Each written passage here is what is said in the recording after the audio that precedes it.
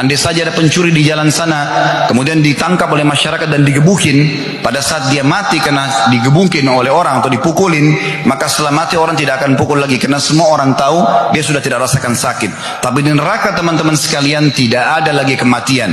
Setiap saat kita merasakan pedihnya, tubuhnya orang neraka terbakar, luka semuanya, cacat, kemudian Allah kembalikan utuh, disiksa lagi. Begitu terus. Rugilah orang yang menganggap remeh masalah, yang mengatakan kan neraka juga bisa saja kita lewatin.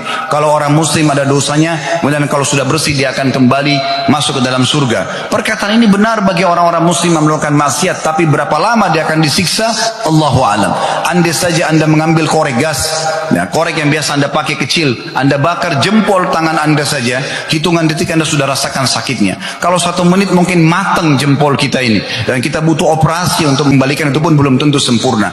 Bagaimana orang yang seluruh tubuhnya disiksa dan dibakar di api neraka hanya karena pembangkangan selama di dunia, hanya karena tidak mau maksimalkan waktu seperti Ramadan, kembali kepada Allah, kembali kepada ibadah kepada Allah subhanahu wa ta'ala.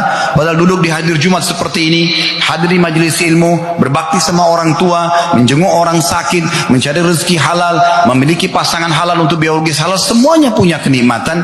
Kenapa tidak pilih yang baik-baik dan yang halal saja? Kenapa harus terus pada dosa, dan sampai kapan akan kelalaian-kelalaian ini terjadi?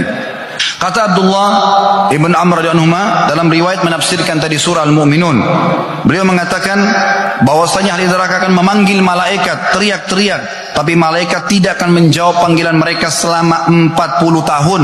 Kemudian malaikat setelah 40 tahun mengatakan, sesungguhnya kalian akan menetap selamanya.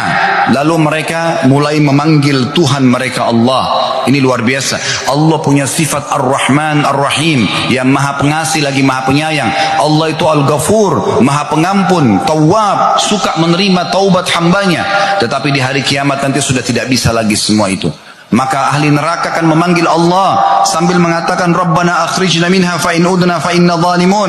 Tadi di ayat 107 Al-Mu'minun, ya Tuhan kami, keluarkan kami dari neraka ini. Kalau kami kembali ke dunia lalu kami tetap berbuat dosa, kami termasuk orang-orang zalim. Dalam riwayat ini dikatakan, namun Allah tidak menjawab mereka seperti lamanya umur dunia. Berapa miliar umur dunia ini, berapa miliar tahun, begitulah Allah tidak menjawab mereka. Mereka disiksa terus. Setelah itu pun, setelah seumur dunia, Allah menjawab mereka, ikhsa'u fiha wa la tukallimun. Maka tinggallah dalamnya dalam kondisi terhina dan jangan pernah berbicara kepadaku. Dalam riwayat ini dikatakan, kemudian kaum itu pun, ahli neraka, berputus asa, dan tidak ada lagi yang dapat mereka lakukan kecuali mengeluarkan nafas dan menariknya dalam kondisi merintih kesakitan. Suara mereka menyerupai suara keledai. Muka-muka mereka mengeluarkan atau terbakar dengan api neraka, serta dari tempat air mata mereka keluar darah. Dalam riwayat lain dikatakan, kalau seandainya air mata mereka dijalankan di atasnya kapal laut, maka akan mengalir kapal laut tersebut. Dalam riwayat Abdullah bin Qais radhiyallahu anhu, beliau menuturkan sabda Nabi SAW, inna ahlan nari la yabkun, sesungguhnya ahli neraka akan menangis, la yabkun hatta law ujriyatis sufun fi dumuhim lajarat. Kalau seandainya kapal-kapal diarungkan di atas air mata mereka, maka pasti akan bisa jalan.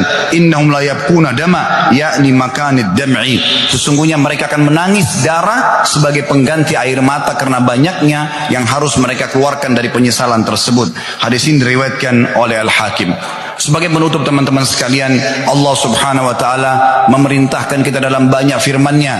Sudah 1400 tahun lalu ayat-ayat ini turun. Renungi baik-baik. Dan kalau anda tidak sadar sekarang, lalu kapan? Berapa kali kami ulangi kata-kata ini. Kalau anda tidak berubah menjadi soleh dan solehah di saat ini, lalu kapan? Ini adalah Ramadan, momentum yang paling tepat.